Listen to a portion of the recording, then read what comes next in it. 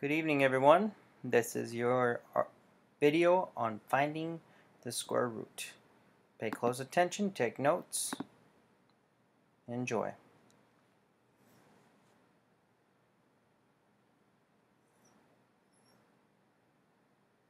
Did you ever grow a plant in a glass so you could watch its roots grow? Did you ever see roots grow into a perfect square? No? Me neither. And in fact, plant roots growing into polygons have nothing to do with square roots. So what are square roots? Before we can learn how to find square roots, let's quickly review squares. The square of a number is just a number multiplied by itself. If our number is n, then n to the second power is n squared. We'd write 3 squared like this. The square just means it's raised to a power of 2, or has an exponent of 2, which means the same thing. So why is it called a square? Well, imagine you're planting seeds in the actual ground. No glass is required. Let's say it's tomatoes. You want to form a square of tomato plants that's 3 by 3. That's 1, 2, 3 this way, and 1, 2, 3 this way. Well, how many plants will you have? 3 times 3, or 9. That's why a number, multiplied by itself, is called a square. Some numbers are called perfect squares. 9 is one example. That means it's a number that you'd get by squaring a whole number. Start with 1. 1 is a perfect square. It's 1 times 1. Then 4, which is 2 times 2. Then 9, 16, 25, 36, 49, 64, 81, and 100. 100 is just 10 times. Okay, I want to point out that this is important that you know the perfect squares. Because at some point we're going to get to ones that are not perfect, and you're going to have to know where they fall in between.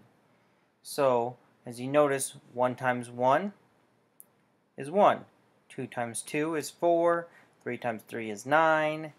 4 times 4 is 16. 5 times 5 is 25. 6 times 6 is 36, and so on. You should know this, and you should know past 100. 11 times 11 is 121. Perfect squares just keep going from there. That leads us to square roots. A square root is the inverse of squaring a number. In other words, the square root of n squared is n. We use this symbol to indicate a square root. This is called a radical sign. Radical isn't just a word used by 80s surfers and Ninja Turtles. In math, the word radical actually means root. And you know what? That line stretching down kind of looks like the root of one of our tomato plants diving into the ground. This symbol doesn't always mean the square root, though. You might see one like this, with a number on it. This one is the cube root. That's more advanced than what we're dealing with here, but know that if there's no number, then it's implied to be a square root. Let's say we see this. We'd call this the square root of 4. We might also say root 4 or radical 4. All of those phrases mean the same thing. We want to know what number squared is 4.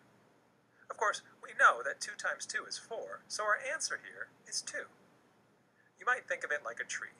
A huge oak tree grows from a tiny acorn. Likewise, the root of 4 is 2.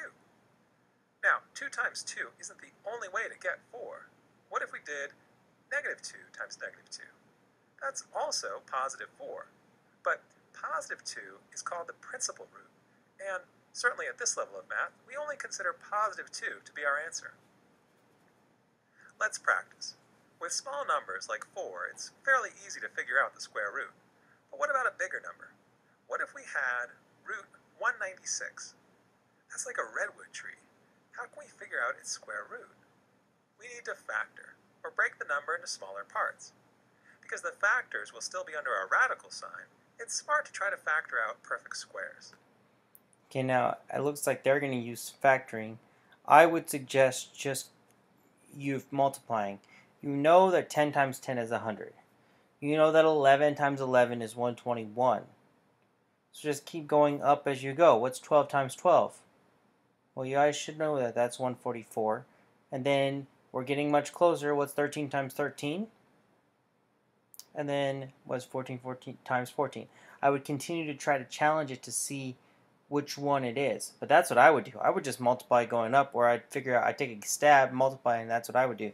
He's going to show you how to factor. So let's see how this works. Let's start with 4. Does 4 go into 196? Yes, 196 divided by 4 is 49. So now we have root 4 times root 49. Well, hang on. 49 is familiar, isn't it? We saw that before when we were looking at perfect squares. 7 times 7 equals 49. And we already know that root 4 is 2, so we can solve these easier, smaller radicals to get 2 times 7. 2 times 7 equals 14.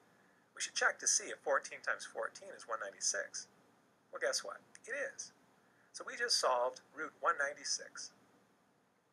Let's try another. What about root 729? That's bigger than the last one.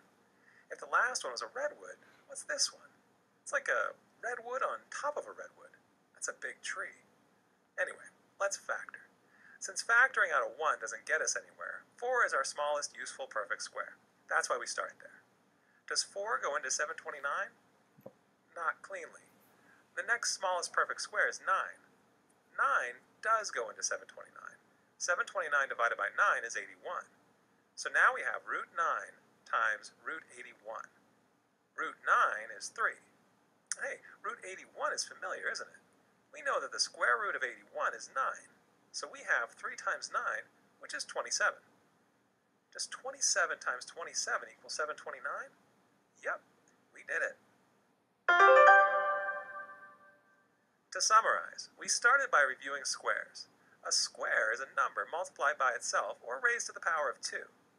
A square root is the inverse of squaring a number. We can say that the square root of n squared is n. N times n gets us n squared. A square root uses a radical sign. With small numbers, we can quickly figure out the square root. With larger numbers, we use factoring to break it up into smaller numbers until we get our answer.